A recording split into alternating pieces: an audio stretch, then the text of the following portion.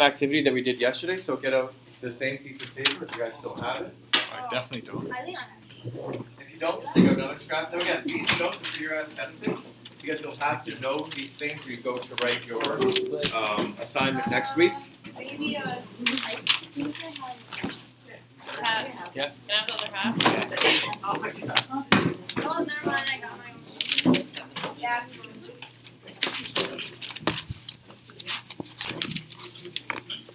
That looks fine.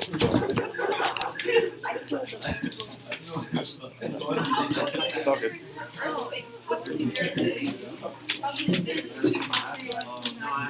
Okay, so let's go over the groups again. Over here. Crayon, you guys? I didn't know which one you wanted. Chorus, and you guys over here? Cyrene, and yesterday, who else did you guys read for? No. Jocasta. So you can do either character, okay?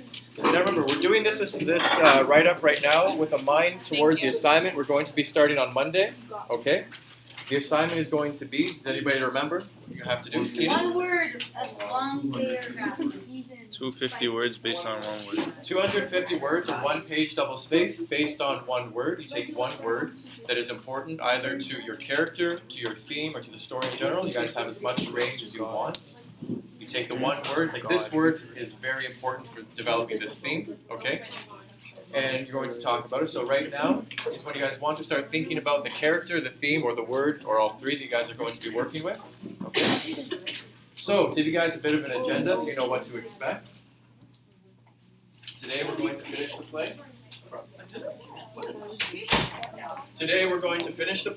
Monday we're going to take a look at the assignment. So on Monday what we're going to do is I'm going to actually work through an example with you, okay? Last night wrote up a quick thesis. I'll develop it with you guys. I'll choose the word. The word that we'll be developing is the word truth. Fair enough. Good one for the play. We can write truth on the board, and we're going to go through, at least take you through my thinking process. And lucky for you guys, I actually found the assignment that I did. Remember, this assignment was taken from one that I did in my undergrad. It is unquestionably the worst thing I've ever written. It is embarrassingly bad, and for your benefit, I'm going to bring it, and I'll show you at least where I was when I did this assignment. And I went to U of T for English, so it's possible. You can start from the absolute. Like, I'm not kidding, guys. This is it's laughable. It's like an Onion article how bad this essay I wrote was. So that's what we'll do. Okay, we'll develop one in real time, so you guys know the kind of template you want to work with. We'll look at two good versions of writers, scholars from this book. It's a collection of essays on Oedipus. We'll look at two examples. Okay, and we'll look at my embarrassing example from undergrad, and we'll start to think of ideas. So that's Monday, okay? So don't stress about this assignment. We'll go through it all nice and thoroughly. Tuesday, you guys have maths, so there will be no class. Okay, so Tuesday's a day off. However, you guys will want to start thinking about the quotes you'll be using, because this assignment has two parts. It's this 250-word write-up, but it's also a poster that has this word contained in it. Okay, in these different quotations you'll be choosing. Then you'll have 2 days to write. You can write on Wednesday, and you can write on Thursday if you need the Thursday. Again, it's a one page, 250 words.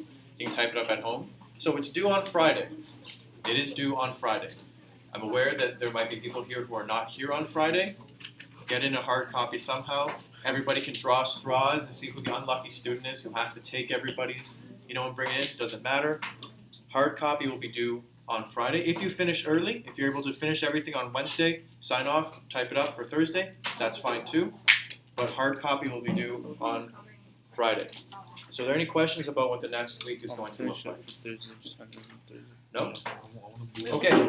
What's that? What's the poster again? So the poster, we'll have a full assignment sheet to hand to you guys, but basically what you'll be doing is you'll choose your word. Okay, my word is justice, for example, let's say. You'll find quotes in your text that have that word in it. You'll put those on a poster to show where you're kind of drawing from. Then you'll just have a 250-word write-up, a one-page write-up, on why you think that word is important. So our write-up's on the poster? No, the write-up will just be one page. The poster will be itself. So poster is just like a visual. Yeah, just a visual. Yeah. So the poster happens. How big? I mean, just a regular. Just 8. Yeah, 8.5 by 10. 11. Okay. Like, would we have to put the quotes on the poster? Yes. So if you choose the word justice, you'll find all like the places in the play where it uses that word, and you'll throw them up on the poster. So that's kind of an introduction. It's like, okay, this word shows up this many times in these And circumstances. when we when's put it the bad? quotes on the poster, would we have to like reference like? page No. number? So on the poster, I mean, you can say who the person is that said it. So if it was Tiresias or Oedipus who said the word that you'll be choosing, you can put that on. But it's not like you have to do MLA. If you're going to quote it in your 250 word write up, that will be in MLA format. Is everyone here comfortable with MLA? How do we do it Citing? first? Softly, so. With the play? Yeah. It's a good question. This one, I'll find the actual version that this is taken from because this is a photocopy excerpt. I'll find, because I know who the translators are and everything, so I'll find the actual citation and I'll provide that for you guys. Okay? Yes. Yes, go for it. But be quick because we're going to start reading in a few seconds. Okay? Okay, any other questions? No? Okay, so we're on scene, I believe scene 4. And so we have our pieces of paper. We're going to do that mind dump. Okay, everything you guys remember about your character, about the action of the play from what we read yesterday. Scene for the last scene. No, the scene 4 is the last scene. There's what's called an exodus. So that's like the kind of final stage. Okay, so over here we have Tiresias and Jocasta. Jocasta was one who spoke yesterday, so you're trying to think, okay, what was she doing yesterday? What is her state of mind? What's going on with her? Here we have the chorus. So again, what is the chorus thinking? How are they feeling right now? What's going on with them? Oedipus the same. How is his guilt? How is attention developing with him? And Creon. I suggested to you guys yesterday that perhaps Creon isn't as great as he might seem. He might be trying to overthrow Oedipus. Remember, when he brought back the oracle's message, he did not say, this is what the oracle said. He said, this is what I remember. This is my interpretation. You guys can actually go to the line and see that he doesn't actually come out with it at the beginning. So, what's Creon's kind of game here? Okay, so again, 3 minutes. Don't stop writing. Get as much down as you can. And we'll start at the 35 seconds. So 2, 1, begin.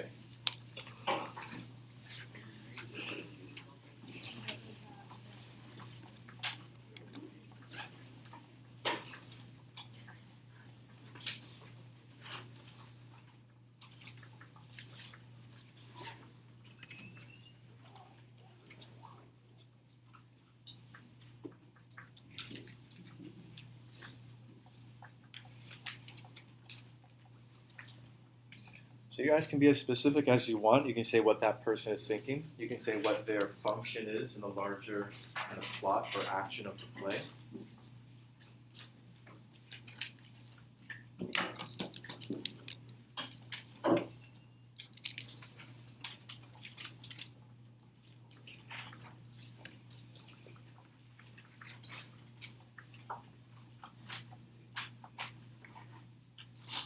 Okay, the first minute is up.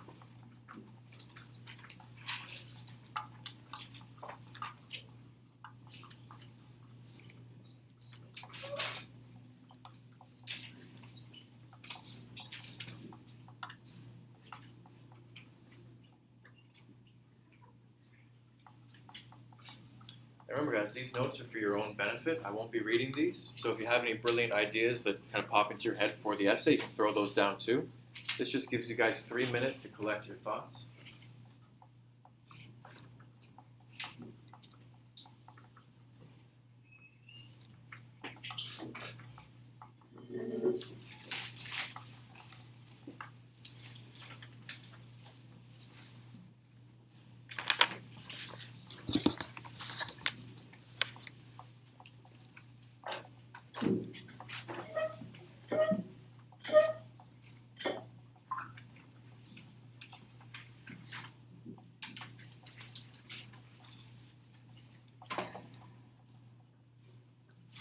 Okay, a little bit less than a minute left.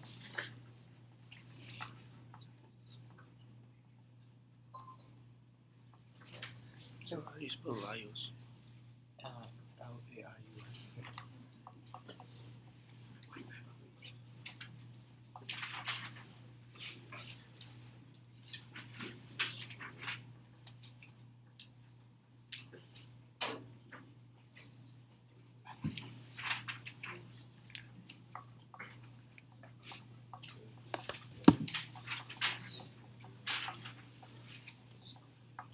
Okay, 15 seconds left.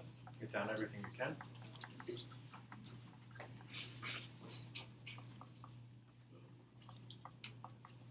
Five seconds. 4, 3, 2, 1. Okay. So we're going to finish the play today. All right. And I think I'll leave discussion until the end of it. We'll just try to get into it. I want us to get through everything. And so let's start to choose some roles. So we're starting at the beginning of scene 4, which is on page 129. So we need an Oedipus, someone who hasn't read so far. Rithik, Oedipus. And that means, Melanie, you will be Oedipus for the final part. So just keep that in mind if you want to look forward and start to memorize your lines. Remember, 1 billion people in India will be watching this video. And if you're discovered, China's already here. Now India's moving in, okay? We're moving eastward across the continent, all right? Yeah, I think it's actually south. Yeah. I'm not a geography student. So we're moving south, okay? We're moving all over. Okay, so today we have India watching, okay? So the chorus. Allison, we're going to read the chorus today, And all right? India's down here. So we need a shepherd and a messenger, so that'll be 2 over I here. thought you meant for us to- You need a shepherd. Megan, you want to be the messenger? Okay. So You shepherd. don't have to continue and drawing. I messenger. thought you meant from here. It's actually pretty So you just bring a cut. Okay, and that's everything. pretty bad. Okay. So let's begin. So who remembers? Who can give us a quick 30-second description of what we had from yesterday? 2 and 3. Ria? Okay, in what sense? So what part of his past is revealed? Good.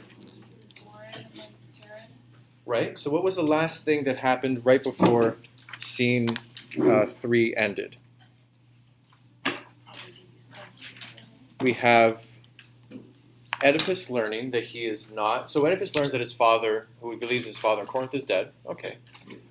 He kind of reacts in an odd way, wouldn't you guys say? I mean, He's happy. he's really happy. Jacosta's really happy. And Jacosta actually says something that I pointed to yesterday, but we may have gone over. She's like, oh, okay, so they're all relieved. Okay, so Oedipus isn't this person. Okay, so they all have a few seconds of relief.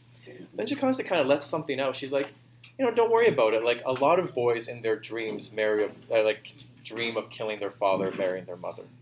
It's like, all right, that's kind of odd that she would say that. And she just kind of lets it go.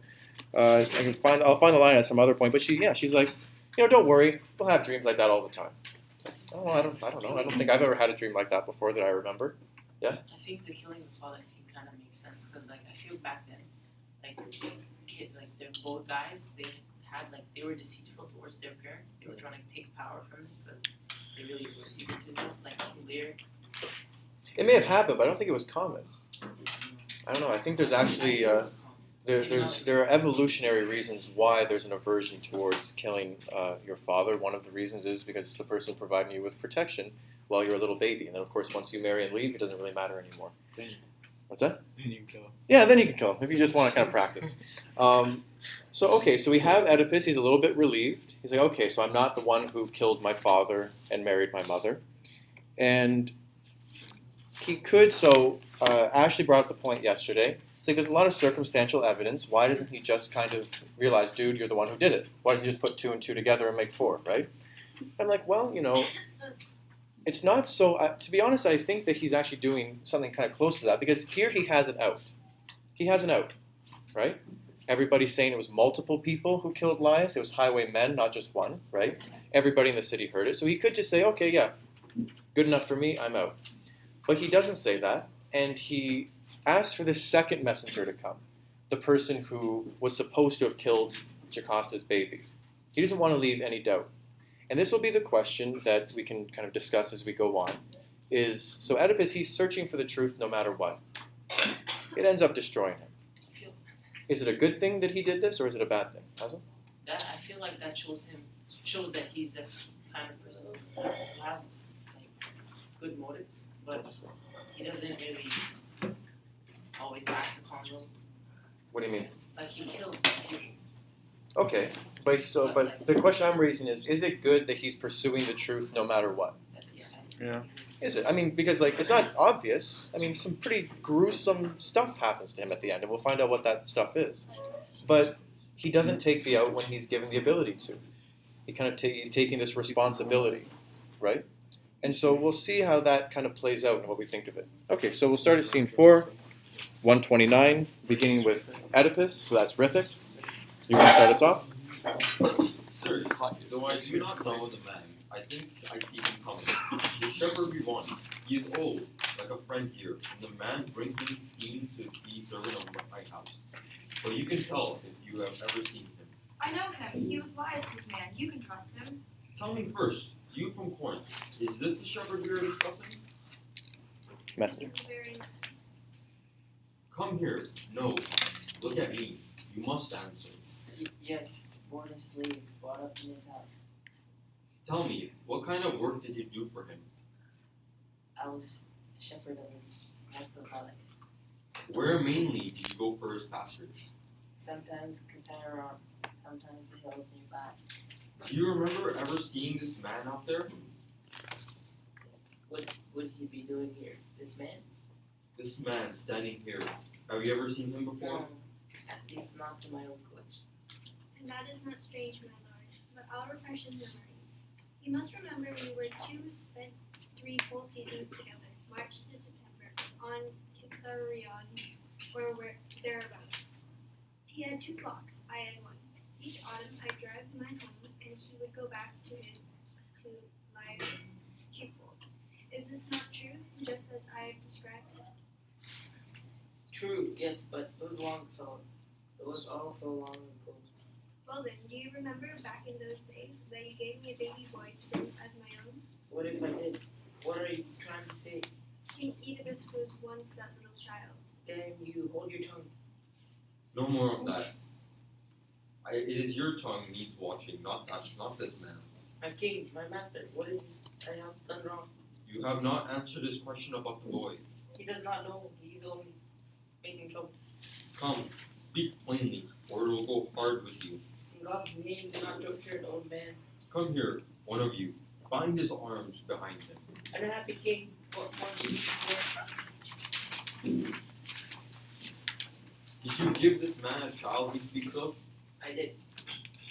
And I would, to God, I had died that very day. You will die now unless you speak the truth. Yet if I speak the truth, I am worse than dead. He intends to draw it out, apparently. No, I have told you already that I gave him the boy. Where did you get him? From your house? From somewhere else? Not from mine, no. A man gave him to me. Is that man here? Whose house did he belong For to? God's love, my king, do not ask me anymore. You are a dead man if I have to ask you again. Then the child is from the place of Laius. A slave child or a child of his own? I am on the brink of dreadful speech. And I am on the dreadful hearing, yet I must hear. If you must be told, then they said it was Laius' child, but it is your wife. Who can tell you about that? My wife? Did she give it to you? My lord, she did. Do you know why? I was told to get rid of it, Oh, heartless mother, but in dread of prophecies. tell me, It was said that the boy would kill his own father. then why did you give him over to this old man? I pitied the baby, my king, and I thought that this man would take him far away to his own country. He saved him, but for what I failed. For if you are what this man says you are, no man living is more wretched than Oedipus. Ah, God, it is true. All the prophecies. Now, O light, may I look onto you for the last time. I, Oedipus damned in his birth, in his marriage, damned in the blood, he shed his own hand. Alas for the seed of men, what measure shall I give these generations that breed on void and are void, and exist and do not exist? Who bears the more weight of joy, the massive sunlight shifting in images, or who shall make this thought stay on, that down time drifts away? Your splendor is all fallen, O naked brow of wrath and tears, O change of Oedipus. I who saw your days call no man blessed. Your great days like ghosts gone. Okay, Thomas? That mind was a strong bow. Deep, how deep you drew it then. Hard archer, at a dim, fearful range, and brought dear glory down. You overcame the stranger, the virgin within her hooking lion claws. and though death sang, stood like a tower, to make pale Thebes take heart. Fortress against our sorrow, true king, giver of laws, majestic Oedipus. No prince in Thebes had ever such renown. No prince won such grace of power. And now all men ever known, most pitiful is the man's story. His fortunes are both changed, his stay fallen to below slaves, ground under bitter fate. O Oedipus, most royal one, the greater door that expelled you to the light, gave at night, gave night to your glory, as to the fathering son, all understood too late. How could that queen whom Laius won, the garden that he harrowed at his height, be silent when the act was done? Sarah? Could all eyes fail before time's eye? All actions come to justice there. Though never willed, though far down the deep past, your bed, your dread sirens are brought to the book at last. Child by Laios, doomed to die, then doomed to lose the fortunate little death. Would God, you never took breath in this air, that with all my wailing's lips I take to cry, that with my for I weep the world outcast. I was blind, and now I can tell why. Asleep for you had given ease of breath to Thebes while the false years went by. Okay, so what just happened in that scene? Scene 4. Now all we have left is the Exodus. So the shepherd came and told the truth about how Jocasta gave him a baby, and that baby was speaking Oedipus, and how he was supposed to kill his own father and marry his own mother.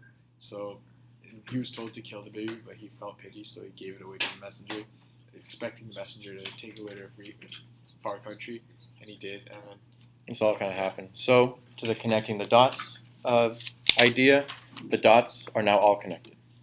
Okay, there's nowhere for him to run. He has killed his father. He has married his mother. And he has had children with her. That's so dirty. That's so dirty indeed. You know? So I was reading. So this is for the justice group. So the question now, after we read the final point, is whether what happens to Oedipus is just or not. But I want to, before we read the Exodus, before we see what happens finally, I want to get a quick reminder. So I asked you guys last week, what would you guys do if you were in Oedipus's position? You can actually get your head around it. So so let's try to do like a serious thing, and there are serious answers. So who here would kill themselves if they were in Oedipus's position? Let's see a big show of hands. So you have just killed your father, you have just married your mother, had children with them. Everybody knows it now. Okay, so that's the only way out. So the people who didn't put up your hand, what are some other options? So Ida, what would you do? If you can think about it, be creative. Well, I wouldn't be that harsh on myself because I didn't know intentionally. Okay, so he's unwitting. So it's like, hey, I may have done these things, but I didn't know. So there's not that much. I can't really be that hard on myself. Okay, fair enough. Melanie? I run away. Run away? Yeah. Okay. I kill myself, but like an easy death, not what Oedipus does, but an easy death. Okay. Painless. I'd pray for forgiveness and then kill myself. First pray. So we're all ended up in the same place, but there's just little different steps to get there. Okay. Hey, you didn't put your hand up for kill yourself, right? Oh, I put my hand up. For kill yourself. Okay, so we have Ida who said, I let myself off the hook. It was unwitting. We have Melanie who said I'd run away. And so is anybody else here not ending up in the grave? Is everybody else choosing that? Yeah, but like, I'd kill Jocasta too. Okay, just take it just for good measure, Why? right? Bro, because she's like ditched her own baby like that, and then I turned out to be the baby, so just slice that, and then I off myself. I don't trust you at all. Or you can just go crazy and kill everybody. Okay, fair enough. Okay, so now we're going to see what Oedipus actually does, and we're going to talk about what that might mean. Okay, so Melanie, you're going to be Oedipus. Yeah, they probably We need a crayon here. No, you guys aren't in the crayon. We need a crayon here. Sarah, you haven't read yet, I don't think, right? Oh, but you're going to be crayon. Oh, I don't know. I just can't say it. Chorus. Thomas, how about you be our chorus? Tomas. And do we have others? Don't you need an Oedipus? Yes, we have other messengers. Oedipus. Second messenger. Oedipus, you got it. I think there's only second messenger. There's no more regular messenger. Oedipus. I don't think so. So yes, you're off. All right, Tatiana, second messenger. Okay. Sir, are his kids like messed up? Because Oh, we'll talk about the kids. Okay, so Tatiana's second messenger. Thomas is Chorus. Melanie is Oedipus, and Sarah is Creon. We are starting at Exodus. Okay, Exodus. Anybody recognize that word? Yeah, it's from Here's the another Bible. famous document, the Bible. It means exit. So this is the final scene when the chorus is exiting the play, and the play is going to come to an end. Okay, so enter from the palace. Second messenger. Tatiana, page 132. Elders of deeds, most honored in the stand, but yours are deeds. For sorrow to be heard, if true to your birth, you should narrate the line above the code. Glabdikos. I think neither Istros nor the Phases. great rivers could purify this place of all evil. It shelters now, or soon must bring to light. Evil not done unconsciously but willed. The greatest griefs are those we cause ourselves. Surely, friend, we have grief enough already. What new sorrow do you mean? The queen is dead. Oh, miserable queen, but at whose hand? The full horror of what happened, you cannot. No, just let's skip that. Her own. Her own. Her own. Okay, now the full horror of what happened. The full horror of what happened, you cannot know, for you did not see it. But I, who did, will tell you as clearly as I can how she met her death. When she had left us in passionate silence, passing through the court, she ran to her apartment in the house, her hair clutched by her fingers of both hands. She closed the door behind her. Then, by that bed, where long ago the fatal son was conceived, that son who should bring about his father's death. We heard her call upon Laios, dead so many years, and heard her wail for the double fruit of her marriage. A husband by her husband, children by her child. Exactly how she died, I do not know. For Oedipus burst in moaning and would not let us keep vigil to the end. It was by him, as he stormed about the room, that our eyes were caught. From one to another of us he went, begging a sword, hunting the wife who was not his wife, the mother, whose womb that carried his own children and himself. I do not know. It was none of us aided him, but surely one of the gods was in control. For with a dreadful cry he hurled his weight as though wrenched out of himself. As at the twin doors the bolts gave, and he rushed in. And there we saw her hanging, her body swaying from a cruel cord she had noosed about her neck. A great sob broke from him, heartbreaking to hear, as he loosed the rope and lowered her to the ground. Okay, hold up for a second. Okay, so let's just make sure we're clear about what just happened. So, Jocasta, the queen, she hears this. She knows that Oedipus is who everybody feared that he would be, and she does what? She She kills hangs herself. herself. She hangs herself. So, what was Oedipus doing this whole time? He was going to go kill her. I think that we might want to look into, were you a baby that was Oh left my on a goodness. mountain? Because you have some of the same intuitions here. So Oedipus, he was looking for a sword. Right? He was begging everybody for a sword. He was going to kill Jocasta, and then probably kill himself or do something to himself. But they find that Jocasta, she's already killed herself. She's already hung herself. Yep, she did. She's swaying back and forth. Okay, Tatiana, do you want to continue? I would dwell out from my mind what happened next, for the king ripped from her crown the golden brooches. So brooches, everybody so knows, they're pins. So a brooch, like a very fancy dress, you'll put like a brooch into your dress or into your hat or something. So it's a long pin. Okay. That were her ornament, and raised them and pushed them down straight into his own eyeballs, Oh. screamed, crying, no more shall you look upon the misery about you, the horrors of my own doing. Too long you have known those faces whom I should never have seen. Too long too long been blind to those for whom I was searching. For this hour, go in darkness. As he spoke, he struck at his eyes, not once, but many times. And the blood spattered his beard, bursting from his ruined sockets like red hail. So from the unhappiness of two, this evil has brought a curse on a man and a woman alone. It was old happiness in the house of Labdicus. Lapicos. Was happiness enough where it is today? Is it all wailing and ruin, disgrace, death, all the misery of mankind that has a name? And is it Wally and for there, It's or Wally. never theirs? There it is. Okay, so let's just take a quick step back. So, what does Oedipus do? He stabs his own eyes. He takes long golden, I'm not sure if in this translation it says, they're long golden brooches, long golden pins, and he stabs his eyes. Does he do it once? Multiple times. Multiple times, takes the pins into his eyes a bunch of times, saying, you have seen things you should never have seen. You should never, like talking about himself, I should never have been born. I shall never look upon the world again. So when I was coming around and you guys were all trying to choose what book to do for our CPT, and some of you guys were trying to be strategic and see, well, okay, I got to think about comparisons I can make for my exam. And I was saying, kind of giving you guys a hint, it's like if you guys leave King Lear to the exam, I promise you there will be a comparison between Lear and Oedipus.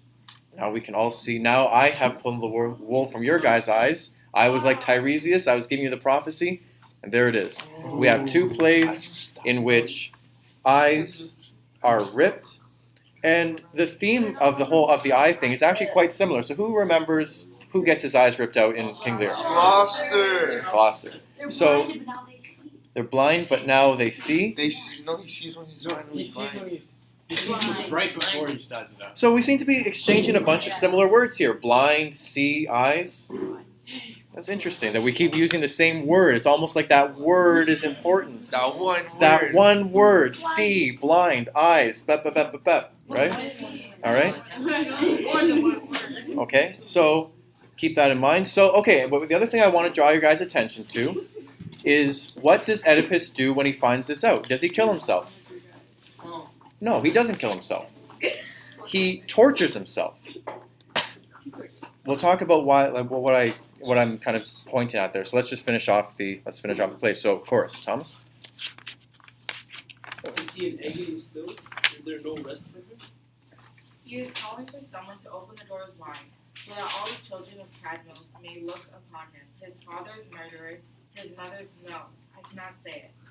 And then he will leave thee self-exiled in order that the curse which he himself pronounced may depart from the house. He is weak, and there is none to lead him. So terrible is his suffering, but you will see. Look at the doors opening. In a moment you will see a thing that would crush a heart of stone. So the doors open. Oedipus is blinded, is let in. Dreadful indeed for men to see. Never have my own eyes looked on a sight so full of fear. Oedipus, what madness came upon you? What demon leaped on your life with heavier punishment than a mortal man can bear? No, I cannot even look at you, poor ruined one. And I would speak, question, ponder, if I were able. No, you make me shudder. God, if is there a sorrow greater? Where shall I find harbor in this world? My voice is hurled far in the dark wind. What has God done to me? Too terrible to think of or to see. O cloud of night, never to be turned away, night coming on. I cannot tell how, night like a shroud. My fair winds brought me here. O God, again. The pain of the spikes where I had sight, the flooding pain of memory, never to be gouged out. This is not strange. You suffer it all twice over. Remorse and pain. Pain and remorse. Ah, dear friend, are you faithful even yet? You long? Are you still standing near me? Will you stay here, patient to care for the blind? The blind man, yet even blind I know who it is attends me. By the voice's tone, though my new darkness hide the comforter. O fearful act, what God was it drove you to wreak blood? Night across your eyes. Apollo, Apollo. Dear children, the god was Apollo. He brought my sick fate upon me, but the blinding hand was my own.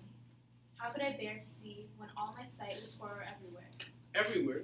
That is true. And now what is left? Images? Love? A greeting even? Sweet to the senses? Is there anything? Ah, no, friends. Lead me away from Thebes. Lead the great wreck and hell of Oedipus, whom the gods hate. Your misery, you are not blind to that. When God you had never found it out.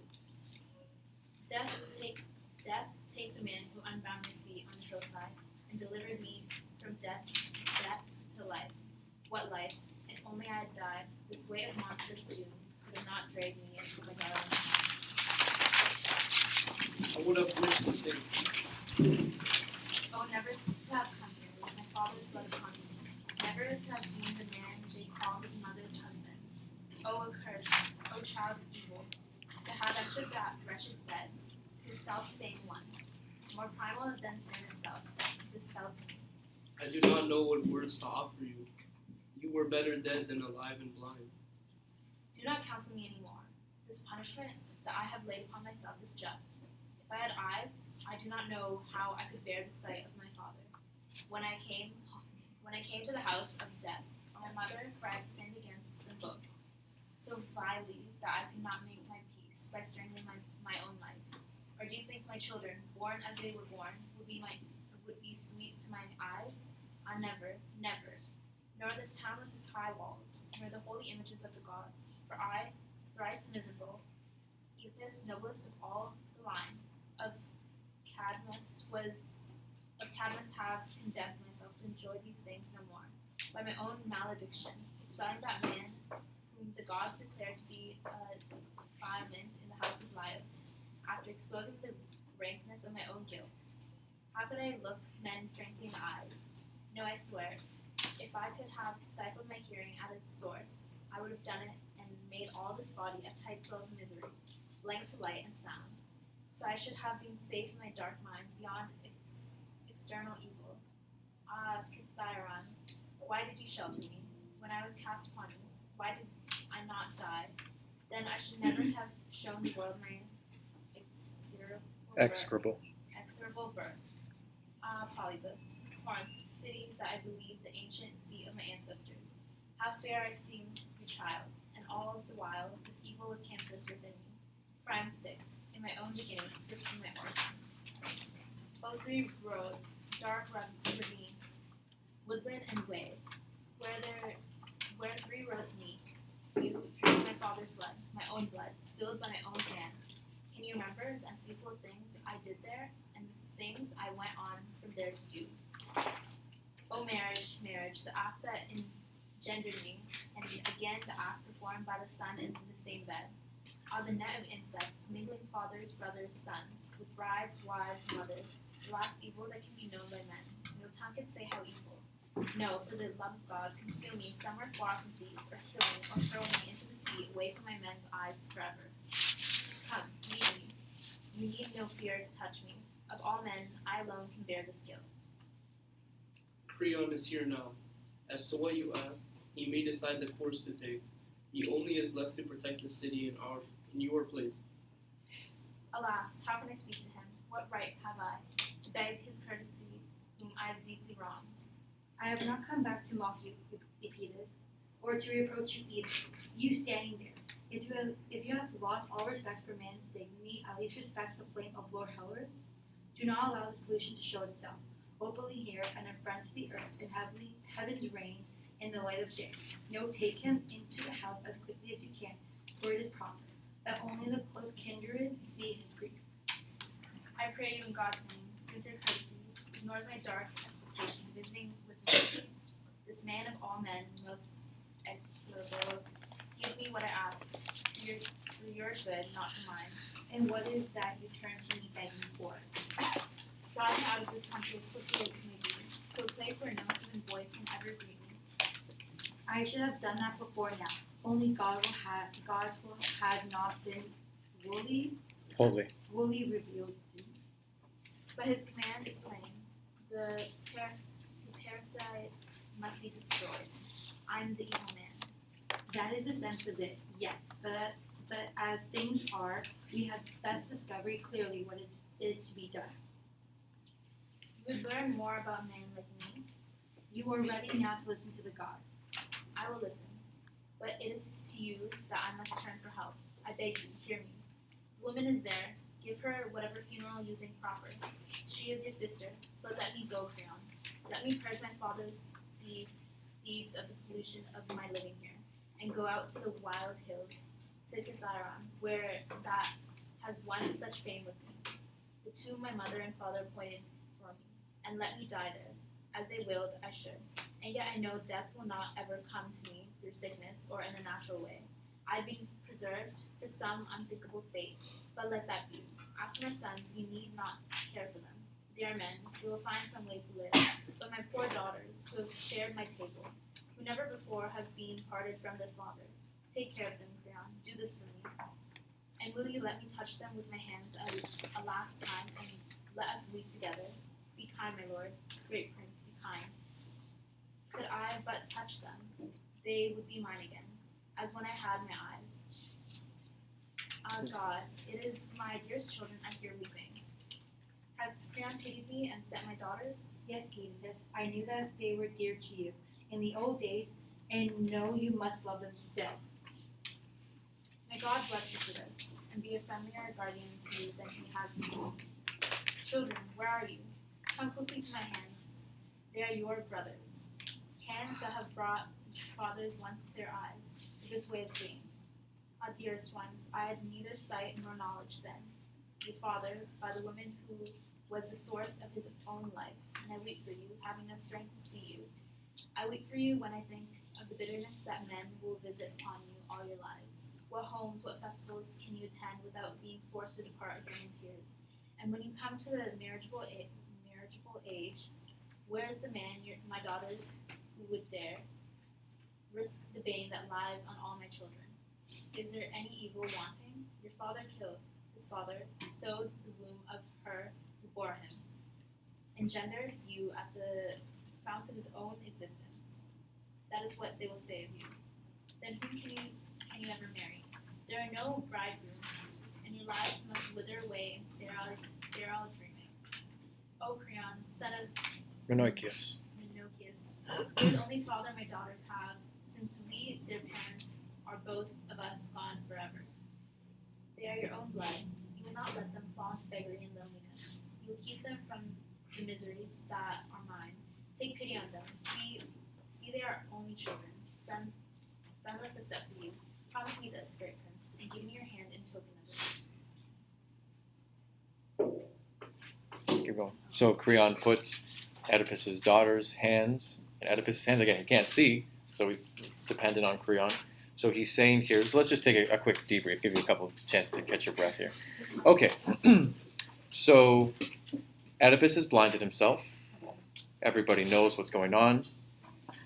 Creon comes to the scene, and Creon is being kind of friendly, but kind of cold too. So what does Oedipus ask Creon to do for him? Take care of his daughters. Take care of his daughters before that, though. Exile. Exile. He's like, Creon, please.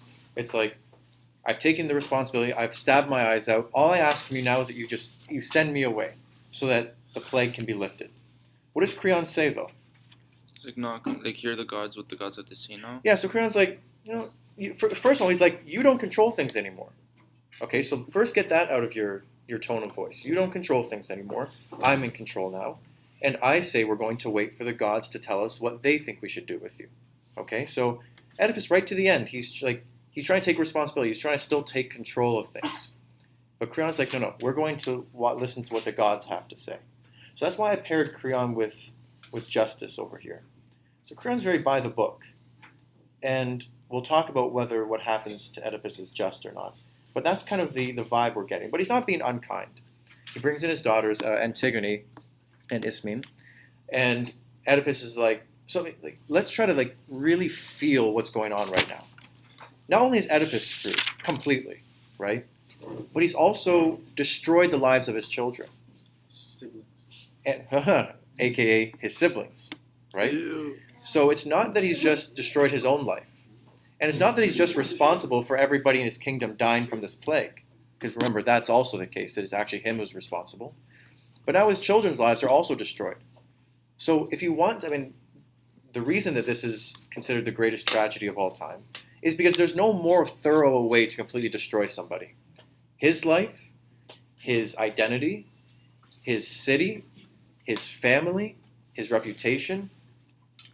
I don't think that we can actually really find an equivalent today in today's world. I really don't think that, like I was thinking about the analogy, remember, that I was trying to develop about the scientist.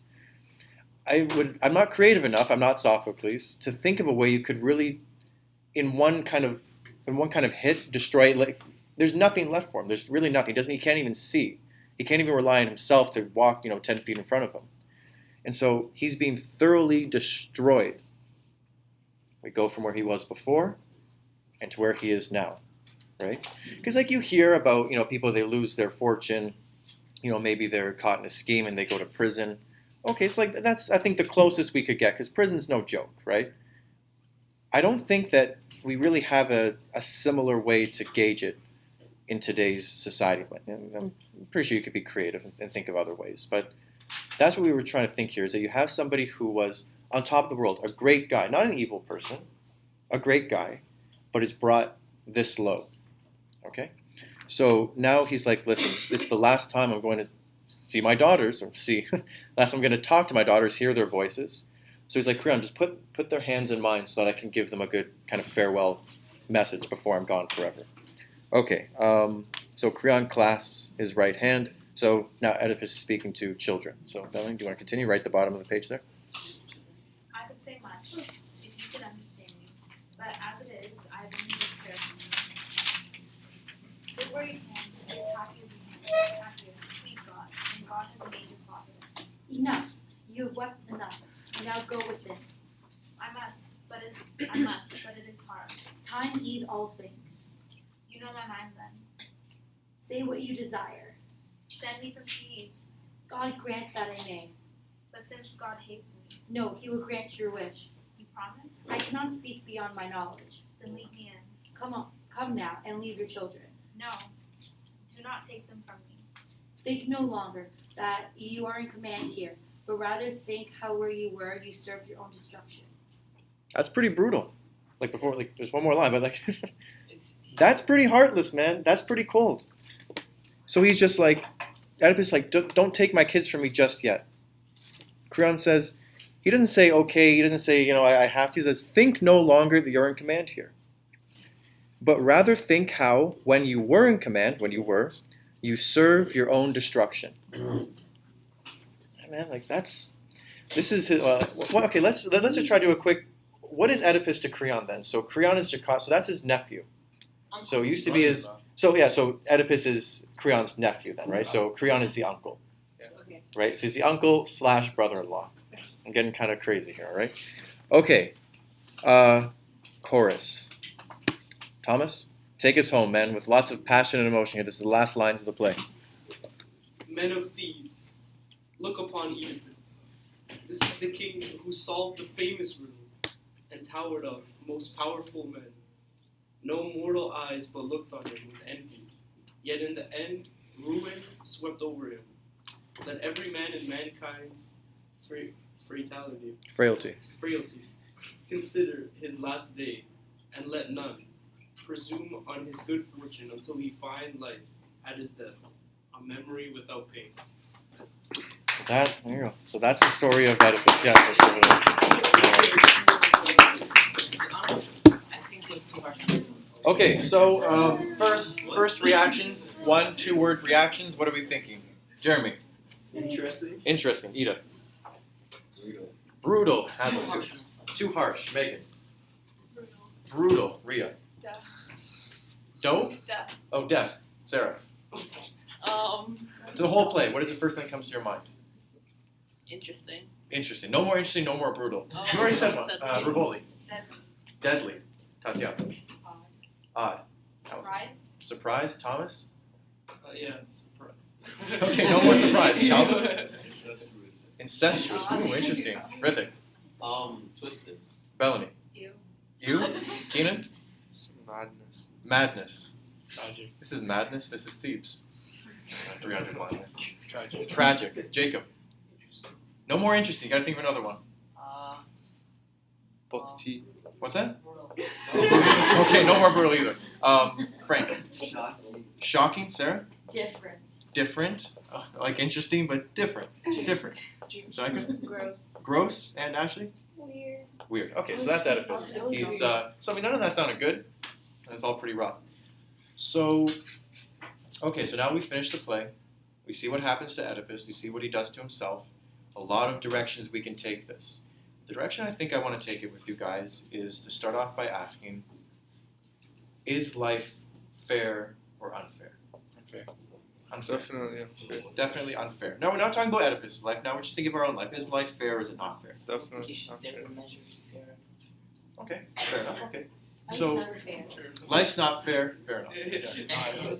So one of the things that you guys can think about is that so Oedipus blames Apollo for this prophecy. We have to adjust our thinking a little bit though about what they mean when they say gods and what we might think, because we're thinking Apollo's a real asshole. Like, why does he do this to this guy? Out of nowhere, right?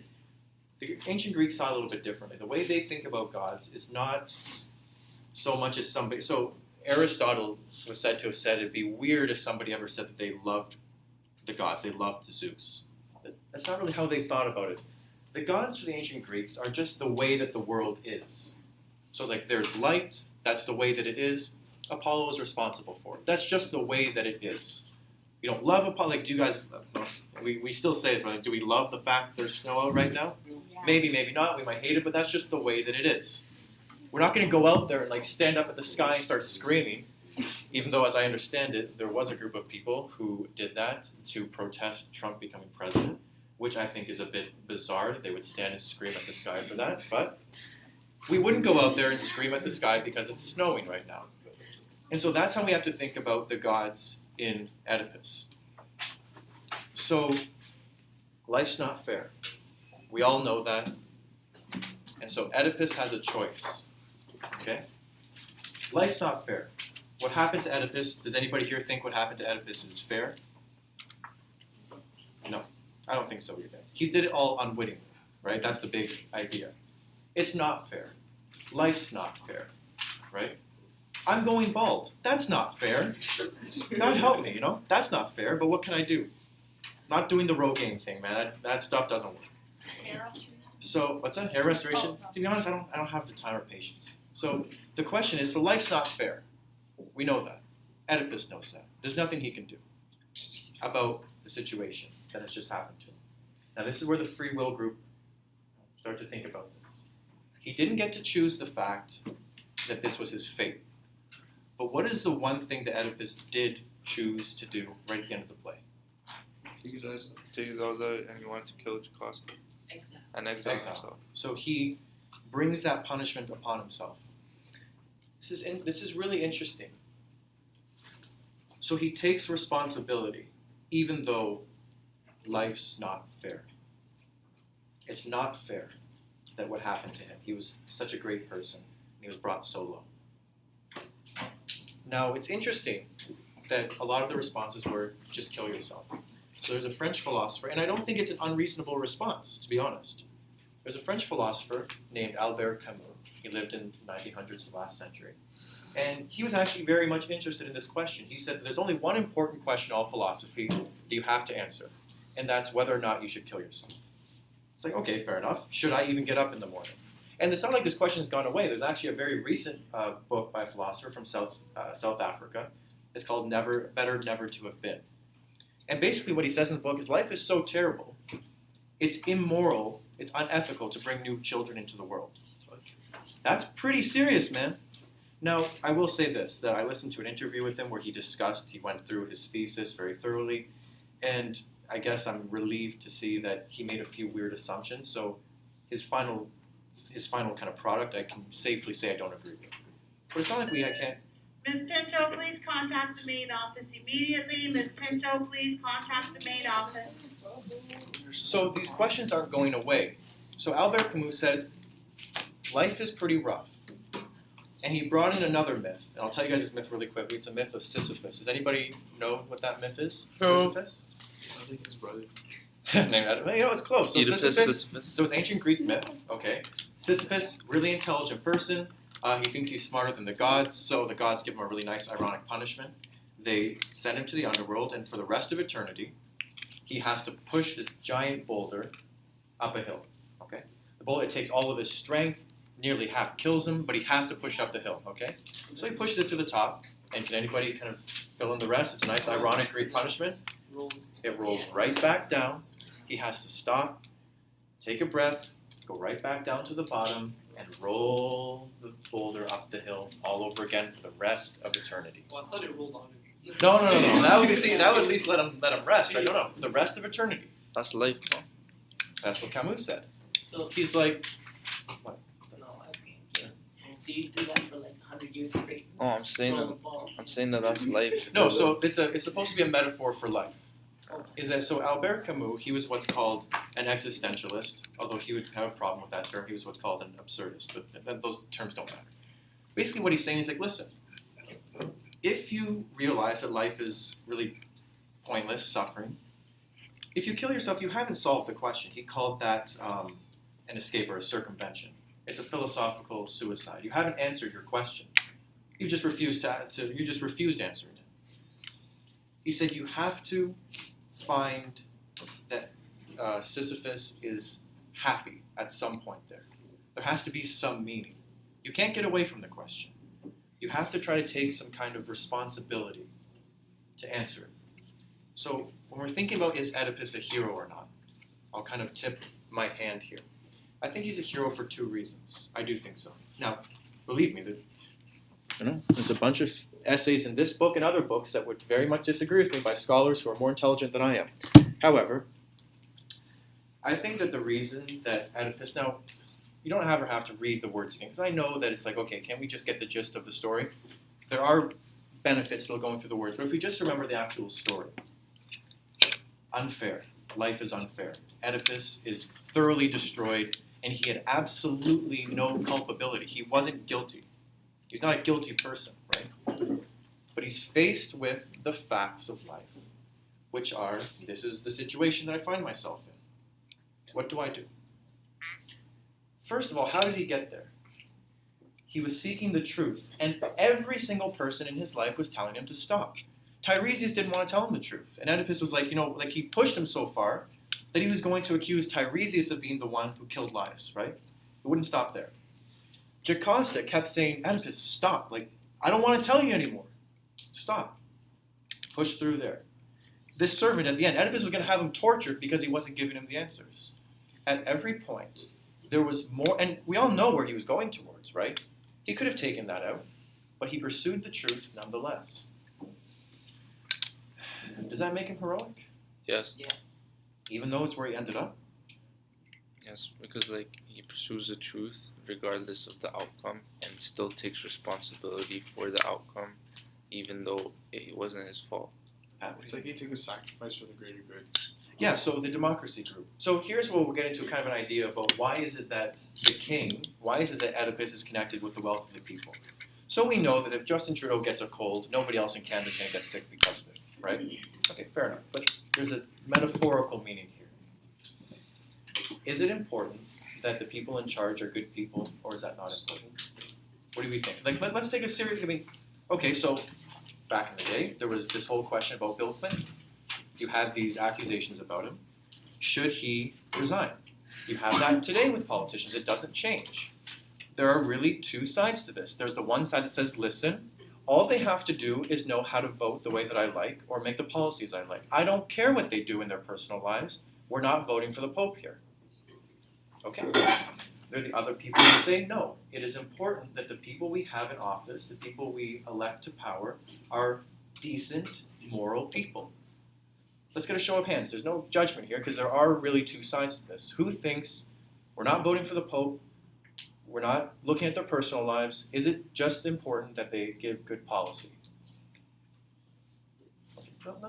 Okay, good. Okay. So will I assume, let's get a show of hands. Who says no? There has to be a basic moral standard for people if we're going to have office.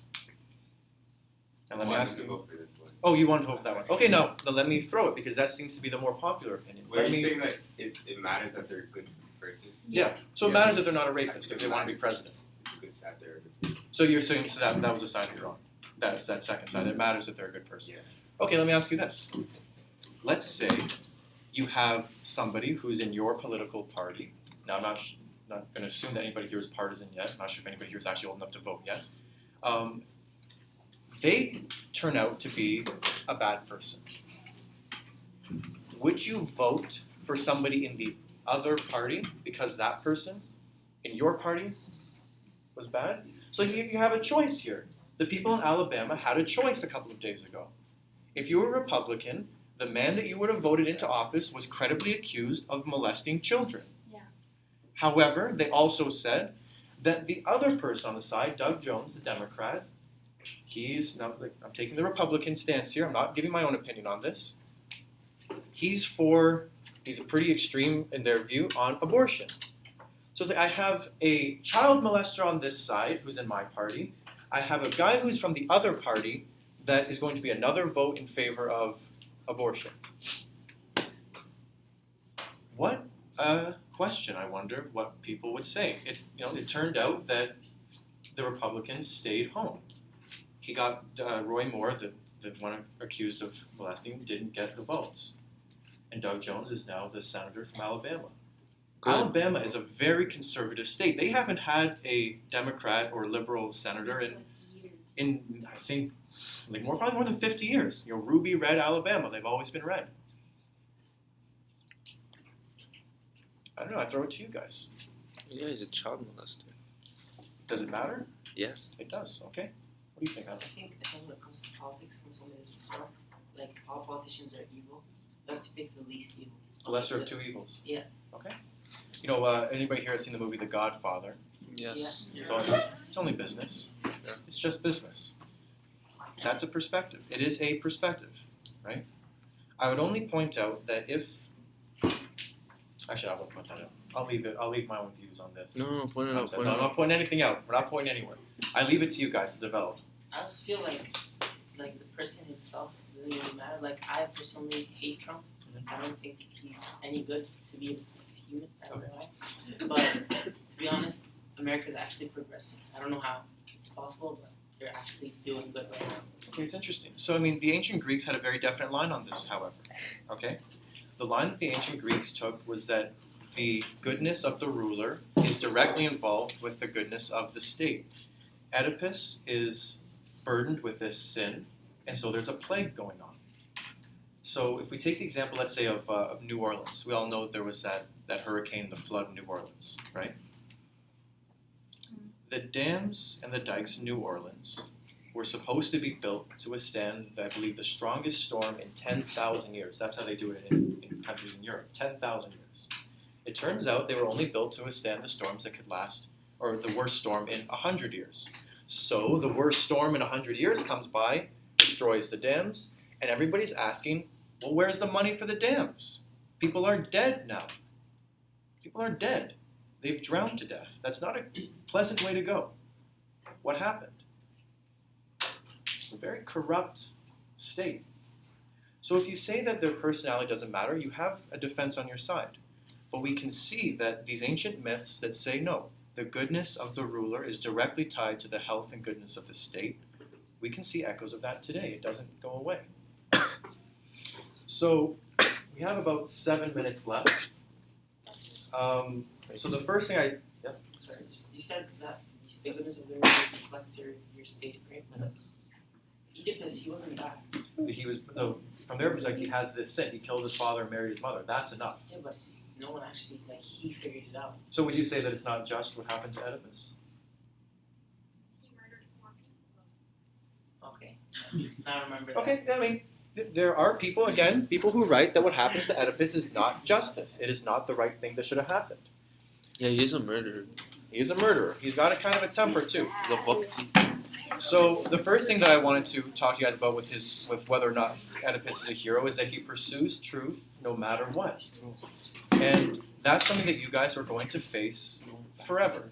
You're never going to, like I said before, like I've said a billion times already, you guys are never going to have the option. You guys are never going to have the option to not know what you think on a topic. You guys are going to think something. It's up to you whether or not you're the one who's responsible for what you think or whether somebody else is. That's the choice you guys get. So I mean, kind of like Oedipus had a choice about what he's going to do. The fact of the matter is, you guys are going to have to make choices in your life. Either you guys can be responsible, or you can fob that responsibility onto somebody else who's more than willing to take it. So that's the final thing I'd like to say about Oedipus's heroism, is that he takes the responsibility, even though it's not just, even though life's not fair, he takes the responsibility on himself. He stabs out his eyes. He exiles himself. He does everything in public too. It's not like, I mean, he could have hid this. He could have kept it all, in the family, I think he's kept enough in the family, if you know what I'm saying. But it was easy. It was like low-hanging fruit. But he takes responsibility. Now, I'm not asking you guys to maybe follow everything Oedipus did. But I mean, I gave you guys, it was a sarcastic homework assignment last night to find things in your life that you weren't facing and try to face up to them. But you guys are going to face this, no matter what. I mean, in relationships. The relationship isn't working out. Okay? Like this, let's give a real solid example. Your relationship isn't working out the way it should be. Right? Are you going to take the responsibility to find out why, even if the reason might be here? I mean, I know a lot of people in relationships, and that's not common. That's highly uncommon that people are willing to do that. It's much easier to just break up and then make the same mistake 20 more times. Right? And, even with homework assignments, like I said yesterday, if you guys go to university and things aren't working out, it's easy to blame the prof. I had lots of friends when I was taking physics. When I took differential equations, the prof had a very thick Chinese accent. Nobody could understand him. And so everybody's like, oh, I'm doing so bad in the class, it's all because of the professor. It's like, okay, fine, you can say that. Oedipus, hey, it's not me, it's Apollo who did this to me. That's the state of things. Your choice isn't to dictate how things are, okay? Your choice, the only choice you have, it's a small but powerful choice, is Stoicism, from the philosophy that you were talking about. It's how you react to the vast unfairness and suffering that is all around you all the time. Are you going to be like Oedipus and take responsibility, or are you not going to? So there are people who say that Oedipus at the end is actually triumphant. He's not a tragic hero. He's not.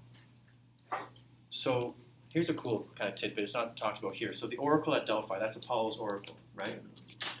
If you guys have seen the videos I post online, I've titled this section, Know Thyself. So in Delphi, where the oracle is, there's an inscription on the top of the temple that says in Greek, Know Thyself. So I think it's very appropriate for this play.